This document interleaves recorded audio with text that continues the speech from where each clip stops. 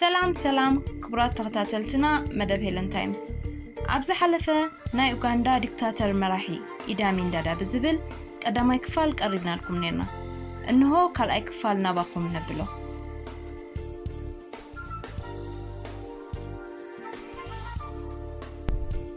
ምስ እንግሊዛውያን ድሕሪ ንባኣሱን ምሰጎጎምን ናይ እንግሊዝ ኢምፔሪያሊዝም ዓወት ዘምጻእኩ ኣነ ኤበለ عوض زمزة بمخانو فيلد مارشال كوين اللخو بلا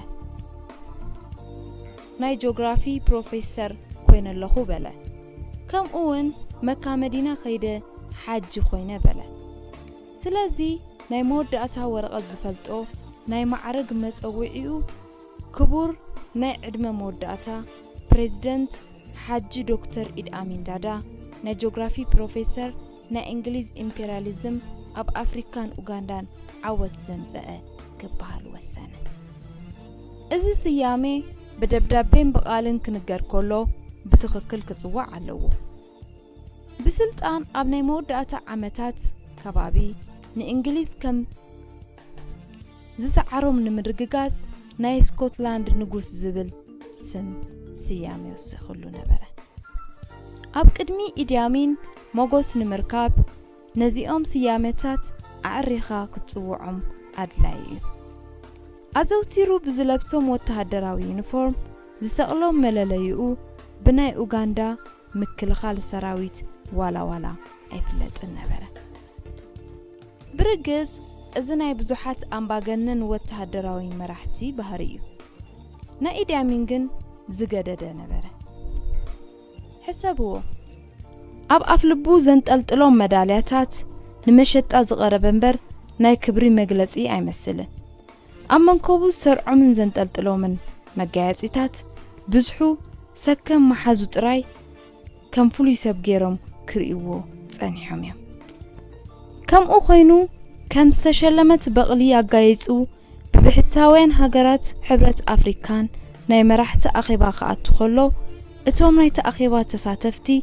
بتحيم كعزبوه خلو أبز تقرأت فيلمتاتي الرعيو نايد آمين أبزنز أنحن ناي سلطان شمونت عمتات كم زنبره إيد آمين بإنجليز جزءت زخونة حجرو بناتهم سلطان نابزلا على معرق بتصحي حقاو منجستي بحيل فنكيلو سلطان كحزون أقدما إذا زرقي حز تقبلتو إنجليز نبرت سلطان دحر محازو دحر قربا واره حدا معلتي هاندبت كي تزقوعه لندن بصحه اتبلت إدامين متحازو نلندن معرفو نفرتي مقوصاصر خزارب كلهم تدناغرو ناي إنجليز سبا سلطان نداغرموم سوق إلهم تقبلوه نصباحيتون أبناي نغستي إلسابيت ناي مساح عدمه تقبرلو بون انداتستي اتن نغستي نمنتاي هاندبت متيخا إلى نحاتتو إدامين نداس حقه أب أوغندا قطر 48 ጫማ ንምርካብ ኣጸጋሚ ንኹም ይበለ ክላገጽ ነበረ ዓቃባዊ ከም ለባ መለክዕን ዘይገብሮ ናይ እንግሊዝ ቤተ መንግስቲ ግና ኣሰምባዲ መልስ ነበረ ኩላህና ሓፊርና ይብሉ ኣብቲ ቦታ ዝነበሩ እንግሊዛዊ ሽዑን ነፋሪት ታንኪ ኣጽዋር ንምግዛእ ይበሎ ኩሎም መልስ ይሃብዎ በዚ ኸኣ ንሃገሩ ተመልሰ ኢዳሚን ንሊብያ ርኡ ድሕሪ ምምላሱ ግና ኣብ እንግሊዝን እስራኤልን ኣሜሪካን ዝገበሮ ጽልኢ ኣዝዩ ሓየለ ስለዚ ጸላኢኹም ይበሎም ኣብ ዝረኸቦ ኣጋጣሚ ንእንግሊዝ የዋርድዋ እዮም ዝበሎም ዝርርብ ምስማዕን ምዝላፍን ተተሓሓዞ ብ1974 ዓመተ ምህረት ናይ እንግሊዝ ኢኮኖሚ ተዳኺሙ ኣብ ቅልውላው ኣብ ዝጣሕለቶ ግዜ ነበረ ኢዳሚን ንእንግሊዝ ንርዳእየ ክብል ብሬድዮ ዘመሓላለፈ በዓሉውን 10,000 ሽሊንግ ኣብ ቅድሚ ህዝቢ ኣወፈየ እቲ ህዝቢ ጤል ባናና ማንጎ ሆዋጽእ በቴሌቪዥን ተራእየ ኣብቲ እዋን ናይ እንግሊዝ ቀዳማይ ሚኒስተር ዝነበረ ሚስተር ሂዝ ኣየር ሰዲዱ 3 ቶን ኣትክልትን እንስሳታትን ንኽወስድ ቴሌግራም ገይረሉ እየ ኢሉ ነቲ ህዝቢ ተዛረበ። እንግሊዝ ሕጂ ኣብ ናይ ኢኮኖሚ ቅልውላውያ ረድኤት ንኽግበረላ ተዛሪበ 43,000 ሽሊንግ 3 ቶን ኣትክልቲ ኣዋፂኦም ንእንግሊዛውያን ኣዕሩኽቶምን ክበጽሕዎም ኣዋፂኦም እዮም። ኣነ ባዕለይ 10,000 ሽሊንግ ረድኤ ሚስተር ሂዝ ነቲ ኣትክልትን መጓዓዝያ ነፋሪት ንኽሰድድ ነጊሮ እዩ ክሳብ ሕጂ ግን ኣይሰደደለይን። ጀነራል ኢድ ኣሚን ናይ እንግሊዝ ፓስፖርት ዝሓዙ ንነዊሕ ዓመታት ዝተቐመጡ እንግሊዛውያን ካብ ሃገር ንኽወፁ ኤምባሲኦም ክእጾ ኣዘዘ። ንባዕሉ ናይ እንግሊዝ ኢምፔሪያሊዝም ኣብ ኣፍሪቃ ብጠቕላላ ኣብ ኡጋንዳ ተዓዋቲ ይበለ።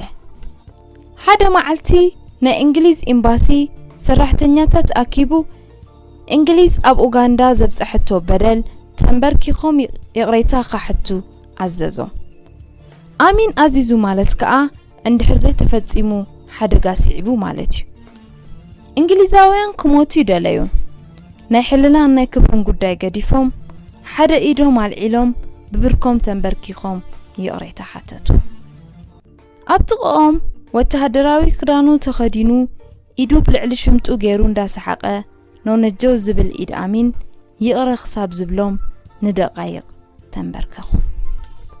ኣብ ካልእ እዋን እውን ከም ዝገበረ እንግሊዛውያን ኣቐዲሞም ኣብቲ እኹል ናይ ግዝኣትነቶም ግዝያት ብኡጋንዳውያን ገይሮሞ ከም ዝተባህለ ተሸኪሞሞ ከጓዕዝዎ ኣዘዘ።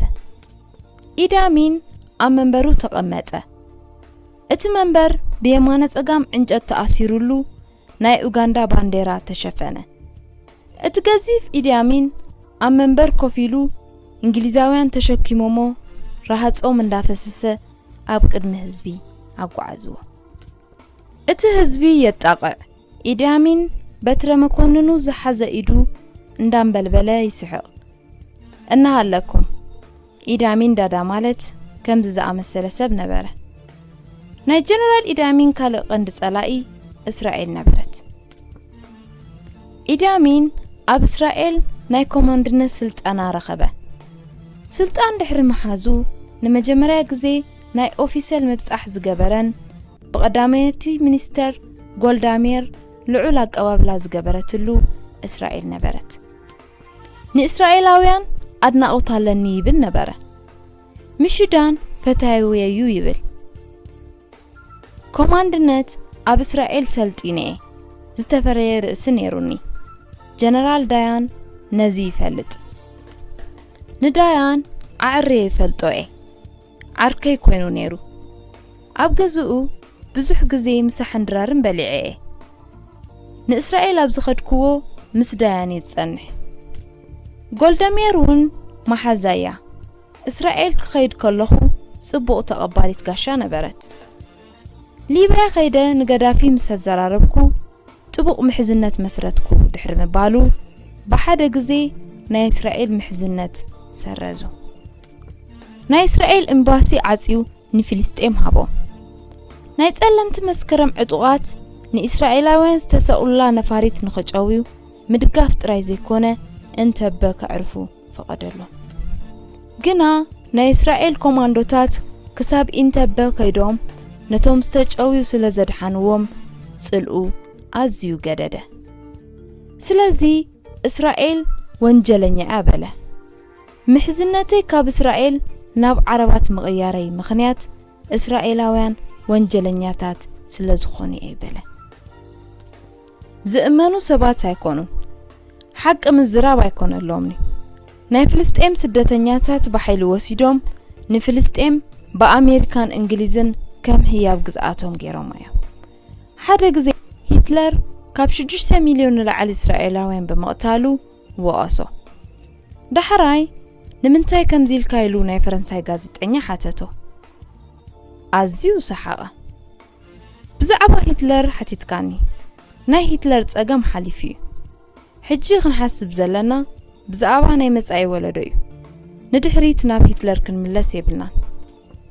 ጀነራል ኢድ ኣሚን ንርእሱ ኩሉ ግዜ ደፋር ዕሙቕ ዝበለ ፍልጠት ዘለዎ ገይሩ ንነፍሱ ዝቆፅራ ነዚ ኸኣ ኣብ ጎደናታት ዝዛረበሉ እምበር ብግጅምጅም ዝስማዕ ኣይኮነን ምዕራባውያን ከም ዝፈርሕዎ ኪሲንጀርን በኣብነት እንዳጠቐሰ ጋዜጣዊ መግለጺ ሂቡሉ እዩ ኣየ ኪሲንጀር ዝገበሮ ከምዚ እዩ ኩሉ ግዜ ናብ ድኹማት መራሕቲ እዩ ዝኸይድ ምኽንያቱ ኣብ ኡጋንዳ ተረርቲ መራሕቲ ከም ዘሎ ይፈልጥ እዩ ስለዚ ናብ ኡጋንዳ ፈጺሙ ኣይከይድን ምኽንያቱ ኣነ ሓቂ ዝዛረብ ጌጎኦም ይፈልጦ ከምኡውን ንኣሜሪካውያን ከመይ ከም ዝምህሮም ይፈልጥ ሓደ ግዜ ሓደ እንግሊዛዊ ጋዜጠኛ ቃለ መሕትት ንክገብረሉ ፍቀደሉ ምስ ሓተቶ ከም ዝበሎ እንግሊዛዊ ኾንካ ንእንግሊዝ ኢምፔሪያሊዝም ብዓወት ንዝሰዓረ መራሒ ቃለ መሕትት ክትገብር ኣይትፈርሕን በሎ